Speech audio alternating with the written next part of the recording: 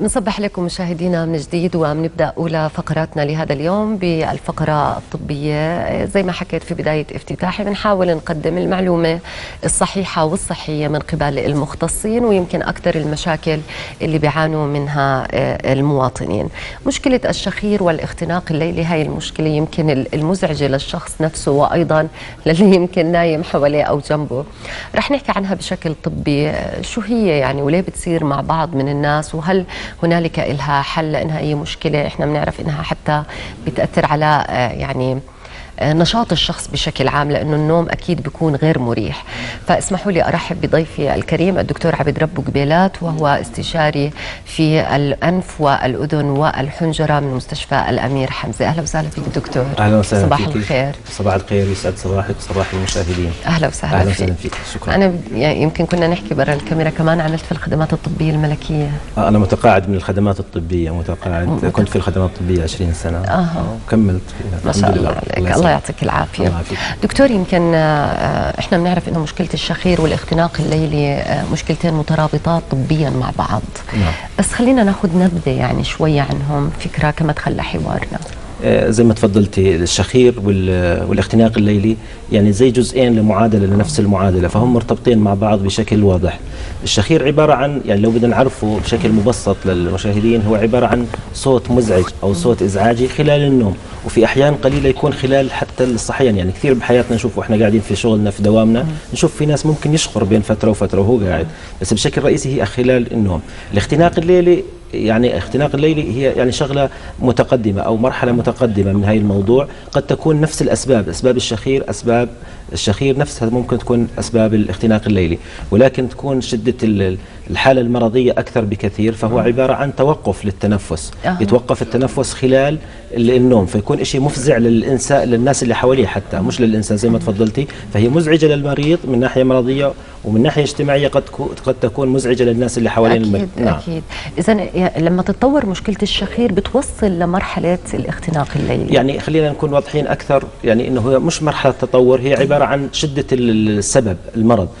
ممكن يكون نفس السبب، ممكن يكون حساسية في الأنف تكون شديدة وتكون خفيفة، تعمل إذا كان شدة المرض خفيفة تعطي مثلا الشخير، إذا كانت أشد بكثير تعطي الاختناق الليلي. الاختناق الليلي طبعا شيء مزعج لأنه حالة مرضية وتستدعي يعني لها مضاعفاتها ولها مشاكلها وتستدعي العلاج.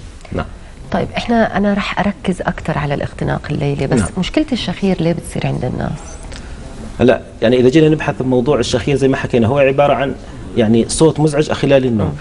فمعظم الحالات ما يكون سبب واحد للشخير، عدة أسباب، وفي عوامل مساعدة كمان لحدوث الشخير.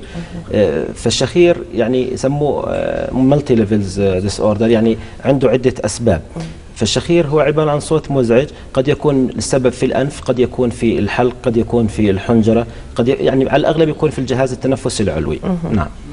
طيب مرتبط خلينا نحكي بجنس المريض ذكر أم أنثى، مين أكثر ناس يعني بيعانوا من هاي المشكلة؟ يعني هو بشكل رئيسي ما في فرق كبير، ولكن احنا اللي نلاحظه في عياداتنا انه يكون عند ليش احنا دائما رابطينه بالرجال؟ يعني هو بالضبط، احنا اللي نشوفهم في العيادات اكثر الرجال، لانه ممكن يكون له علاقه كمان في التعب اثناء الشغل، يعني تعب نهار بالضبط. يعني الرجال يكونوا وظائفهم وشغلهم على الاغلب يكون مرهق اكثر، فيظهر هذا الشيء، تزيد حاله الشخير تزيد اثناء النوم. دكتور، احنا بنسمع كمان بانه زياده الوزن بتلعب دور، مظبوط؟ اللي وزنه زايد ممكن يكون في عنده شخير. يعني زي ما حكينا قبل شوي انه في عوامل مساعده للشخير والاختناق الليلي. احد هاي العوامل المساعده واللي تظهر المرض بشكل اكثر بكثير اللي هي زياده الوزن. طبعا زياده الوزن او السمنه تختلف، يعني في سمنه عامه وفي سمنه خاصه. هي منطقه الجهاز التنفسي العلوي اذا كان فيها سمنه فتعمل او تظهر الشخير بشكل اكثر. نعم. طيب هلا شو خلينا نحكي يعني على الشخص نفسه، لما الشخص اللي بيعاني من مشكلة الشخير من شو بيعاني؟ يعني المشكلة مزمنة، خلينا نحكي مؤلمة حتى، وأكيد الشخص ما بيكون نومه مرتاح. فنحكي على الشخص اللي بيعاني من مشكلة الشخير، شو تأثيره على جسده بشكل عام؟ يعني هو سؤال كثير جيد. الشخير عادة احنا لما يجونا على العيادات نحب يكون موجود مش نفس الشخص، يكون السليب بارتنر، يعني الشخص اللي ينام عنده اللي بيعاني. بالضبط اللي يعاني، لانه الانسان معظم الناس كلياتنا نشاخر بين فتره وفتره، حتى اللي ما عنده مشاكل صحيه، تعب او اي وضع معين في النوم، وضع غلط، ذكور واناث. بالضبط. فالشخير موجود بس ما يشعر فيه الانسان، فلازم يكون احنا حتى لما ناخذ السيره المرضيه ونعالج المريض نحب يكون موجود الشخص المرافق له. يعني انا لما كنت في بريطانيا ما كنا نقبل يعني نهائيا انه واحد ناخذ منه السيره المرضيه ويكون لحاله، لازم نقول له جيب الشخص اللي نام عندك او اقرب شخص له، لانه ما يقدر يعطينا وصف حقيقي ووصف صحيح للحاله المرضيه، فلازم يكون موجود عندنا. نعم. انت لو تسمع ايش بيحكوا على الشخير.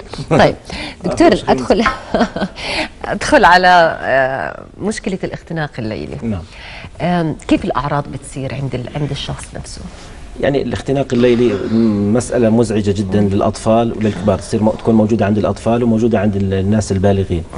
هلا هو عبارة عن توقف للنفس، فاحنا على الاغلب لما يجونا على العيادات يحكوا انه مثلا المرافق له مثلا زوجته او اهله او اي حدا معه مرافق، او مثلا اذا كان شاب صديقه اللي ينام معه في السكن في الجامعه او كذا، او الطفل امه توصف الوضع، فيكون يعني شيء مفزع انه يتوقف النفس للحظات، وعلى الاغلب تكون عباره عن يعني تتكرر اكثر من مره اثناء النوم، فتكون شيء مزعج للانسان اللي بجنبه، يخاف عليه، يقول له فتوصل نفسه كامله. بالضبط، يتوقف للحظات بحيث انه الانسان اللي بجنبه ممكن يجي شعور انه بده يصحيه على اساس انه يقول له خذ نفس. كيف احنا نصحي واحد نقول له مثلا اشرب مي، مثلا اصحى عشان تاخذ كذا دواك او شيء زي هيك، نفس الشيء ممكن يصحيه اللي بجنبه يقول له اصحى خذ نفس، بهي الصوره تيجينا. في منه خوف على الشخص نفسه لانه توقف نفس يعني. طبعا هي مشكله كبيره ومن المشاكل الصحيه المزعجه جدا جدا. طبعا بس بدنا ننوه انه احيانا زي ما حكينا في اسباب موضعيه بالانف او الحنجره او البلعوم،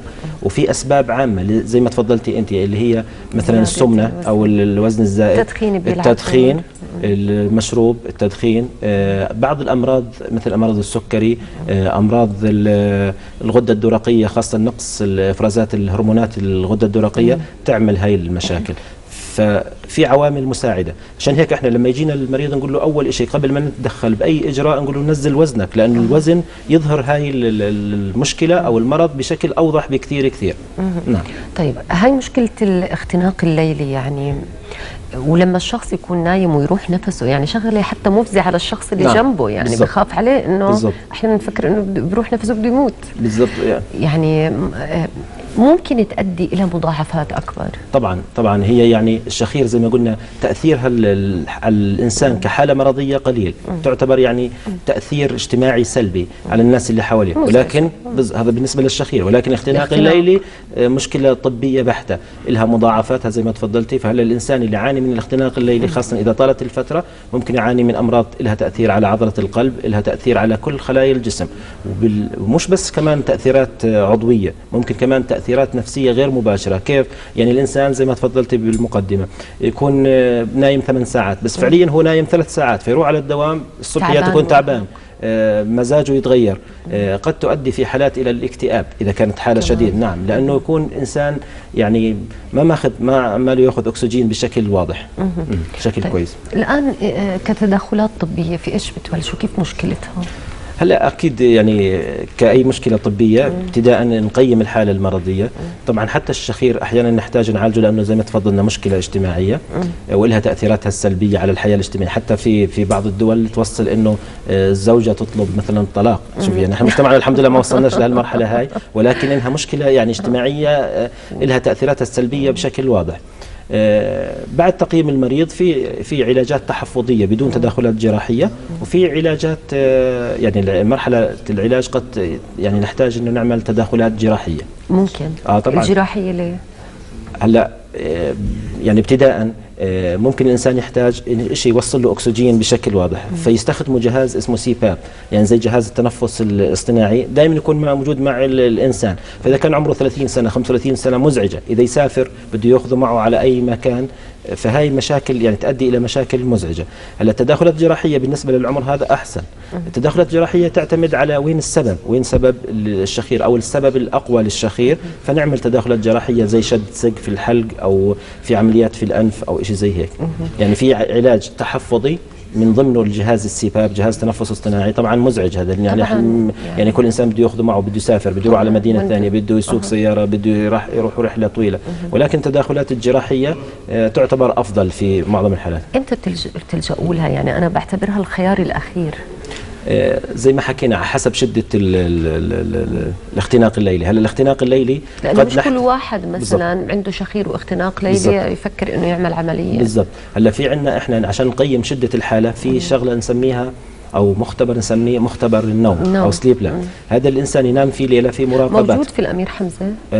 بالامير حمزه موجود بشكل جزئي. هلا هو ايش هو المختبر النوم؟ مختبر النوم عباره عن يعني اجهزه تراقب الانسان. هلا قد تكون اجهزه المراقبه عددها قليل وقد تكون اكثر، كل ما كانت اكثر وفيها كاميرا ومزوده بالمراقبه. بالضبط. فهي عباره عن تقييم لشده الحاله. نعم. الوراثه بتلعب دور دكتور؟ اكيد الوراثه تلعب دور بالمشاكل الجهاز التنفسي العلوي، خاصه مثلا في ناس يكون عندهم مشاكل في سقف الحلق، رخاوه وشغلات زي هي تاثر. والسمنه مثلا عند الاطفال، اللحميات كمان اللي ما حكيناش عنها او الناميات كمان قد تكون سبب. يعني احنا نعمل الاطفال عمليات اكثر من الكبار. طبعا العمليات تختلف بين الاطفال والبالغين. نعم.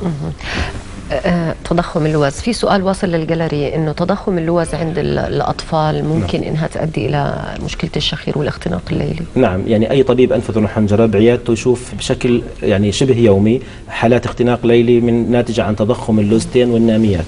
الناميات احنا نسميها ناميات، اللي بس للتوضيح الناس يسموها الناس العاديين لحميات، هي نسميها هي مش لحميه، هي ناميات، لانها هي عباره عن زي اللوز العاديات. احنا اللوز العاديات اللي نحكي عنهم لوز، بس هي للتوضيح لانها نقطه مهمه. اللوز العاديات اللي هم في الحلق نشوفهم احنا ورا اللسان.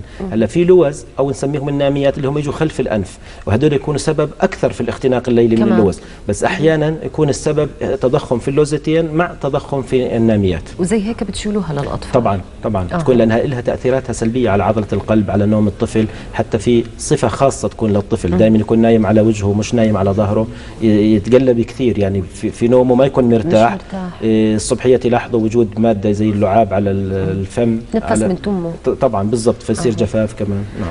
طيب زي هيك شو في ممكن نصائح نقدمها للناس، الاشخاص المدخنين، زياده الوزن يعني هلا طبيب الانف واذن وحنجره لما يجي المريض بده عمليه ابتداء، يعني معظمنا احنا الاطباء الانف واذن وحنجره نرفض انه نعمل عمليه قبل تنزيل الوزن وتخفيف. احنا يعني صعب جدا نقول وقف الدخان، يعني خاصه مجتمعنا يعني حتى بالضبط حتى بطلنا ما عاد نقول لهم مثلا لا وقف الدخان، لا نقول له خفف الدخان. يعني هاي كلمه وقف الدخان ما عاد نستخدمها، يعني اراده شخصيه. بالضبط. ففي العوامل المساعده مثل هاي العوامل المفروض انه نعالجها، وهي تكون في ايد المريض اكثر منها في ايد الطبيب، وبعديها ننتقل للعمليات او التدخلات الجراحيه.